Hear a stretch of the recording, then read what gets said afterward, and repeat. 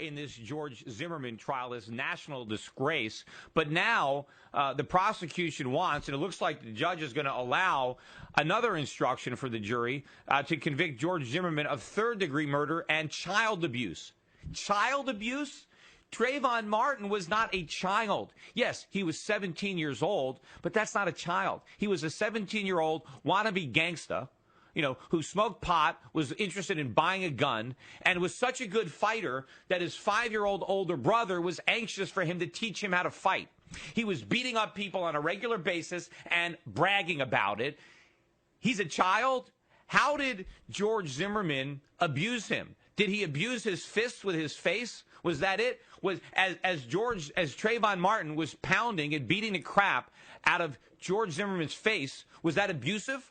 Right? Was he hurting his hands? I mean, how did he abuse him? Now, yeah, he shot him, but after he screamed for 30 or 40 seconds and nobody was helping him, nobody came to his aid.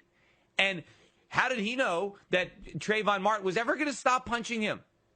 And so he shot him. And now it's child abuse? Look, folks, how can the media, people are so petrified of being called a racist that nobody is going to talk about this. And this is going to, bridge the gap to talking about the economy, because there's this story in the media that the economy is recovering, right? That the QE has worked. This is just as real as this fiction about George Zimmerman being a murderer and Trayvon Martin being a choir boy, Boy Scout, just like the son that President Obama always wanted to have. This is all a fiction, and people believe it. People eat it up, right? It's just as real. The U.S. economy is on the verge of a massive collapse. And again, when you see stuff like this, you think, you know what? Maybe we deserve it. Maybe this is just the penance that we deserve. For the sins that we are obviously committing, the type of society that we have become that can even allow such a travesty to go on, in the full light of day. It's not like this is happening behind closed doors and nobody knows about this trial. The whole country can see it. We all know. In fact, I'm sure when the jury members, if they vote to convict him of anything, when they get out and they actually have a chance to actually see the evidence that was kept from them, they're going to think, oh my God, what have I done? If I'd have seen this evidence, I wouldn't have convicted him of anything.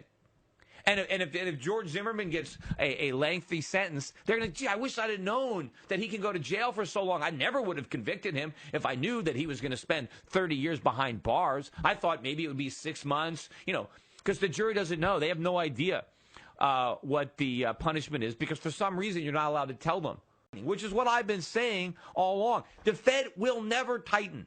The Fed can't tighten without destroying the phony economy that it created. Now, the Fed is going to be forced to tighten.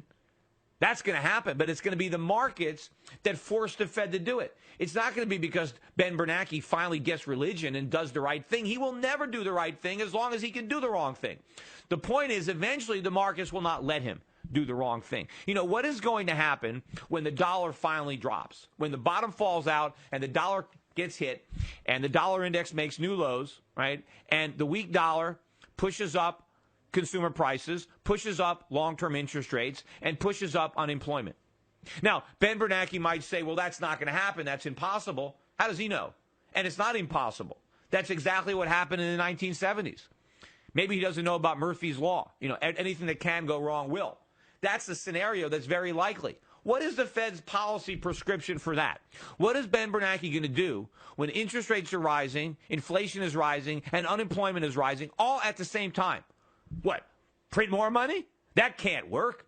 I mean, obviously, that's when he has to give up. That's when he has to admit that it's never worked.